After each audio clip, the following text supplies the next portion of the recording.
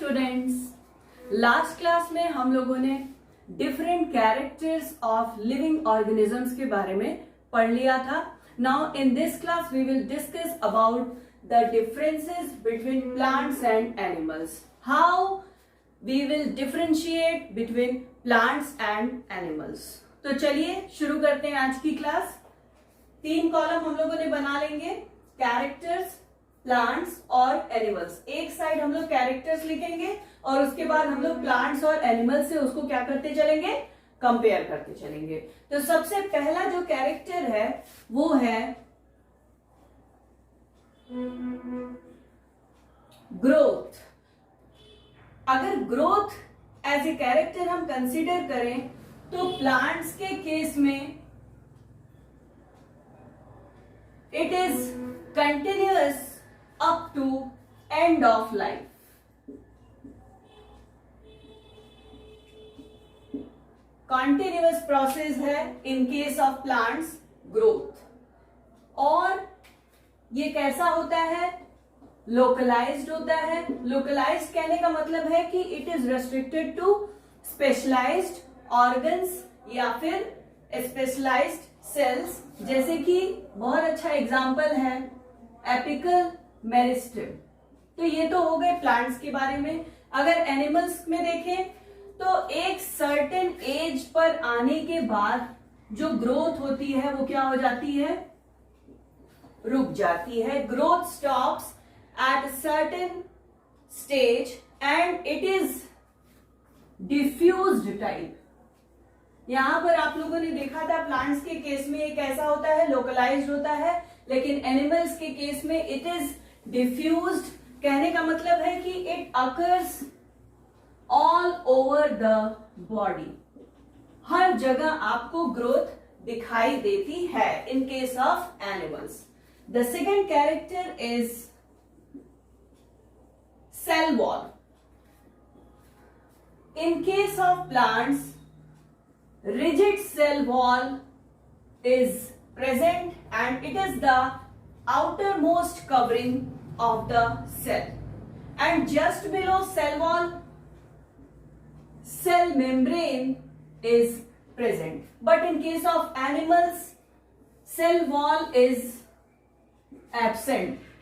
तो cell wall absent होती है, इसी वजह से जो outermost covering होती है वो क्या होती है, सेल मेम्ब्रेन होती है. Cell membrane is the outermost covering in case of animals.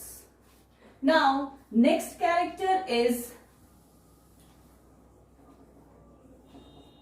Chlorophyll.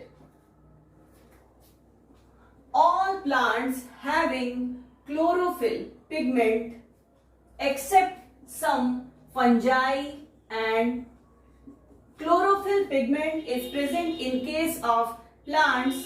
लेकिन कुछ एक्सेप्शन है, जैसे कि फंजाई और टोटल पैरासाइट्स की अगर बात करें तो वहां पर क्लोरोफिल इज एब्सेंट. और in case of animals chlorophyll pigment is absent. Chlorophyll pigment present कहां होता है, it is generally present in the leaves. Plant के लीव्स वाले पोर्शन में दिखाई देता है क्लोरोफिल पिगमेंट, और इसी पिगमेंट की वजह से जो प्लांट्स होते हैं वो ग्रीन कलर के होते हैं. Next character is mode of nutrition. Mode of nutrition कैसा है, as we know nutrition is the supply of food. कल भी हम लोगों ने लिविंग कैरेक्टर जो हम लोगों ने पढ़ा था उसमें हम लोगों ने देखा था कि जो न्यूट्रिशन होता है वो बेसिकली 2 टाइप का होता है, ऑटोट्रॉफिक और हेटेरोट्रॉफिक न्यूट्रिशन. तो यहां पर अगर मोड ऑफ न्यूट्रिशन की बात करें तो प्लांट्स में होता है autotrophic mode of nutrition, and in case of animals it is heterotrophic mode of nutrition. Autotrophic mode of nutrition means ऐसे ऑर्गेनिज्म जो अपना फूड खुद से बनाते हैं, जैसे कि ग्रीन प्लांट्स. और heterotrophic mode of nutrition means ये ऐसे ऑर्गेनिज्म होते हैं जो कि अपने फूड के लिए अनदर ऑर्गेनिज्म पर क्या होते हैं, डिपेंडेंट होते हैं। तो एनिमल्स के केस में हो गया हेटेरोट्रॉफिक और प्लांट के केस में autotrophic. Now next character is photosynthesis. Photosynthesis is a biochemical process in which green plants convert the sunlight. In the presence of sunlight, they convert the radiant energy into glucose or carbohydrate. So plants have the capacity to convert the radiant energy of sun into chemical energy के फॉर्म में बन जाता है। और वही जो chemical energy का जो फॉर्म है वो क्या होता है, कार्बोहाइड्रेट होता है, जिसे हम क्या कहते हैं, C6H12O6 या ग्लूकोज कहते हैं। और यहां पर इन्वॉल्व होता है CO2 और वाटर। तो लाइट के प्रेजेंस में कार्बन डाइऑक्साइड और वाटर के मॉलिक्यूल्स के साथ रिएक्शन होता है और फॉर्मेशन होता है कार्बोहाइड्रेट का। एनिमल्स के केस में फोटोसिंथेसिस नहीं होती है। Photosynthesis is absent in case of animals. So after photosynthesis we will consider movement as a character. तो मूवमेंट के बारे में देखते हैं। अगर मूवमेंट की बात करें तो प्लांट्स में बहुत ही स्लो मूवमेंट होता है and they show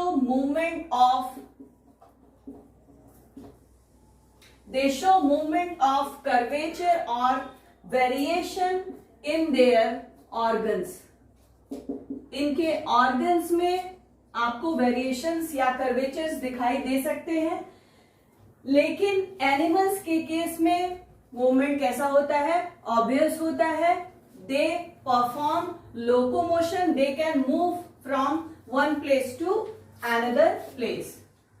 So here movement is obvious and they show movement of locomotion. Now next criteria is mineral nutrition. Mineral nutrition, as we know, plants क्या करते हैं, मिनरल को एब्जॉर्ब करते हैं from the soil in the form of liquid या solution के फॉर्म में। They absorb the mineral nutrients from the soil. So they are called as holophyte. They are called as holophyte, where as animals obtain solid food. They obtain solid food, therefore they are called as holozoic. They are called as holozoic organism. Now next is excretory system. The removal of wastage from the body is performed by different organs in case of animals, whereas in case of plants, excretory system is not so developed as the waste products are transported to leaves or bark. और वहां से वो क्या हो जाते हैं, fall of हो जाते हैं। जितने भी वेस्ट प्रोडक्ट होते हैं they are transported to the leaves और बार्क वाले पोर्शन में आ जाते हैं और वहां से उनकी क्या हो जाती है, फॉलिंग हो जाती है, जिसकी वजह से they become thrown out. Whereas in case of animals they are well developed. Excretory system is well developed in case of animals. Now after excretory system, the another character is centrosome. It is absent in case of plants except, इसका exception है some algae and fungi. कुछ algae और fungi को छोड़ करके centrosome क्या होता है, एब्सेंट होता है। और अगर एनिमल्स की बात करें तो इट इज प्रेजेंट, ये प्रेजेंट होता है। एंड कहां पर प्रेजेंट होता है, it is generally present adjacent to the nucleus, nucleus से एडजेसेंट होता है centrosome. And it helps in cell division, ये क्या करता है, सेल डिवीजन में हेल्प करता है। Now after centrosome we will discuss another character which is known as vacuole. So now we will discuss about the vacuole. Vacuole की अगर बात करें तो vacuole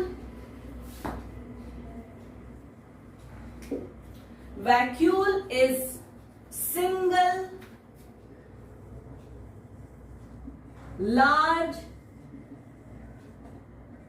central vacuole is present होता है and which is filled up with cell sap, उसमें cell sap भी present होता है।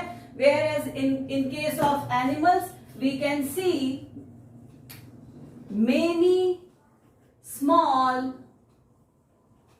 vacuoles, so we can easily identify plant and animal cells by seeing the position and number of vacuole. अगर एक large centrally located vacuole पाया जा रहा है तो वो सेल कैसी होगी, प्लांट की होगी। और अगर बहुत छोटे छोटे ढेर सारे वैक्यूल्स प्रेजेंट है then it will be considered as animal cell. Now next is lysosome. As we know, lysosome is known as suicidal bag. It is mostly absent in case of plants and it is generally present in case of animals. Now next and last character is cytokinesis.